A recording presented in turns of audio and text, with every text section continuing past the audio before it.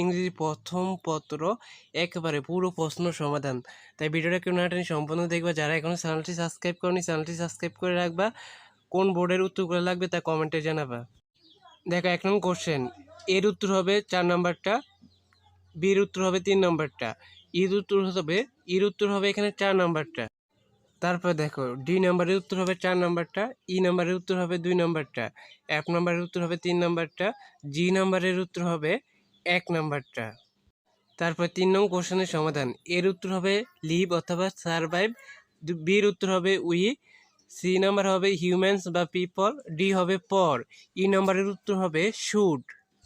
তারপর ৪ নম্বরের উত্তর দেখো, ১ নম্বরটা হবে ফার্স্ট হিজ এন্ট্রান্স এক্সামিনেশন, ২ নম্বর হবে কমপ্লিটেড হিজ MA, ৩ নম্বরটা হবে ইউনিভার্সিটি অফ ঢাকা, ৪ নম্বরটা হবে ফ্রম সারবন ইউনিভার্সিটি, ৫ নম্বরটা হবে বি নম্বরটা হবে বাংলা শীতের খাতা। হ্যাঁ, তারপর দেখো ৬ নম্বর কোশ্চেনের অ্যান্সারগুলা, এর লগা হবে IB ৩ নম্বরটা, বির সাথে হবে VB, সির সাথে হবে I দুইটাই, তারপর ডি নাম্বারটা হবে 2IB, ইর সাথে হবে ৩ আর হচ্ছে I নাম্বারটা।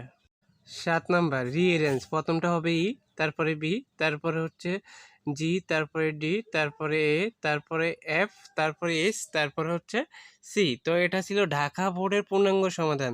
একটু পরে সকল বোর্ডেরগুলো পেয়ে যাবে, তাই সকলের চ্যানেলটি সাবস্ক্রাইব করে রাখো।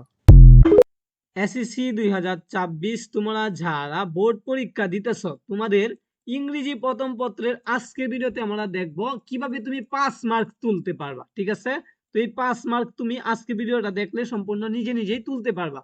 তো তোমাদেরকে এই ধরনের একটা পেসেজ দেওয়া হবে, কত নং আনসার দেওয়ার জন্য বলা হবে, পেসেজ থেকে 4 নং এবং 5 নং এই পেসেজ থেকে তোমাকে কি করতে হবে, আনসার দিতে হবে। এটা একটা আনসিন পেসেজ, এই পেসেজটা তোমাদের বইয়ের বাইরে থেকে আসছে। তো 5 নং আমরা অলরেডি শিখছি কিভাবে তুমি 10 পাইবা সামারি লিখে, এটা আগের ভিডিওতে আমি শিখাইছি। তোমরা যারা শিখো নাই আগের ভিডিওটা দেখে সম্পূর্ণ শিখে নাও। আজকে ভিডিওতে দেখবো 4 নং, 4 নং এ কিভাবে আমরা এই 5 মার্ক তুলতে পারবো নিজে নিজে, কোনোদিন যদি নাও পড়ি তাও আমি তুলতে পারবো। তো চলো আমরা দেখি। কাজী নজরুল ইসলাম সম্পর্কে দেওয়া হয়েছে পেজেসটা। তো আমাদেরকে প্রথমে কি জানতে হবে, ডব্লিউএস কোশ্চেনের অর্থগুলো জানতে হবে।